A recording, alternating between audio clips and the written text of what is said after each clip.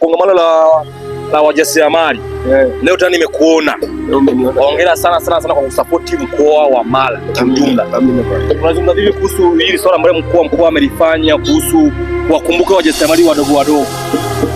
Hii ya kuwakumbuka ni vizuri unapofanya namna hiyo, kwa sababu kwanza inasababisha serikali kuwa karibu na raia wake na ili waweze kujua kwamba kumbe na sisi tunafahamika.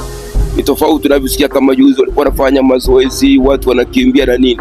Hii ya kuwa karibu na jamii wanaohusika kwenye maeneo fulani inasababisha kuwaunganisha watu pamoja, na pili, hata kama serikali inataka kufanya kitu chao binafsi inakuta wanajitokeza kwa wingi, kwa sababu nakuta hakuna sekta ambayo imesahaulika. Kwa hiyo hii inajenga msingi, na msingi najua serikali umuhimu wake ni kuwa karibu na raia. Na raia unakuwaje nao karibu? Ni kama tukio kama haya, machinga na wachezaji wa mpira, watu mbalimbali, viongozi wa dini, wale wanakutana pamoja.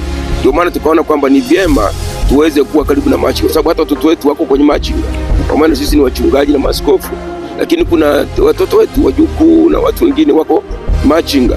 Sasa tunapokuwa tuko pale, kuna maswali yataulizwa na tunaweza tukaamua kuwasaidia ili waweze kuwa huru. Tofauti na kupata kama serikali haiwezi kuwa karibu nao, ni rahisi makundi mabaya kuingilia watu na kuwabadilisha mawazo yao na kuweza kuisema serikali vibaya. Lakini ili serikali isiweze kuwa na suluhisho lolote la ubaya, ni hivi kama hivi leo kuongea matching inalenga vijana wengi, wamama, watu mbalimbali.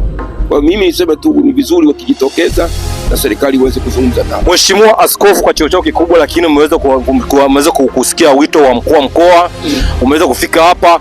Unawazungumza vipi wale ambao, kwa sababu serikali inashika mtu ambaye anajishika, unawazungumza vipi wale ambao hawataki kujishughulisha, hawataki kufanya chochote? Kwa sababu hili lazima unapokuja kwa mkuu wa mkoa, unapokuja kwenye kongamano, kuna kitu unakifanya. Unawazungumza vipi ambao tu wamekaa tu kutokulalamika? Kanuni ni kwamba Biblia inasema Mithali 10:6, baraka humkalia mwenye haki kichwani. Na Mungu anasema utabarikiwa kazi ya mikono yako. Mtu yote asiyetaka kujishughulisha ni adui wa taifa, hata katika uchumi wa Tanzania, kwa sababu anatakiwa ajibike ili afanikiwe kwenye kazi ya mikono yake. Sasa kama hafanyi kazi, na hao ndio wenye kuunda magrupu kwamba hakuna ajira, hakuna nini. Hata kama ajira zingekuwepo milioni 60 huwezi kuwatosheleza wote. Cha msingi tu ni kwamba uanzishe kitu, ushughulike na kitu, udai haki hicho unachokidai ukiwa kwenye kitu. Sasa kama huna, uwezi kudai kitu. Maandiko yanasema aliye nacho atanyang'anywa hata kile alichokuwa nacho. Shika sana ulicho nacho, ndio maandiko yanasema. Kwa hiyo kama huna kitu, na wewe hutapata kitu. Aliye na kitu atapata kitu. Kwa hiyo wajishughulishe, vijana wafanye kazi, wajibike. Ziko kazi nyingi, kazi za kujiajiri.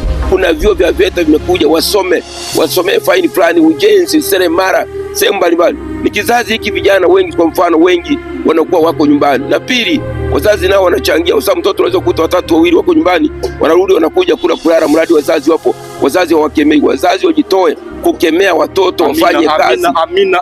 Mheshimiwa Askofu, na mmoja ujitambulishe, maana wewe unahusika na kanda ya Ziwa nzima na wewe inakuhusu. Mimi ujitambulishe kabisa, watu wakujue. Mimi naitwa Bishop David Ogunya Mkama. Nimekulia aliokoka, nimekulia Msoma, nimezaliwa Msoma, na hubiri injili kwa mwizi jambazi. Umekutana muha wako sasa mtani sana muhebu mugakora cyane muhira barakomeye biragendeka abana barakomeye cyane. Burakoze cyane. Askofu, nashukuru sana ndugu yangu, naomba kwa support yako, maneno umeongea na busara. Mwenye masikio naomba asikie. Amen. Na mwenye kuelewa naomba aelewe. Amina. Nashukuru sana. Kazi njema. Haya.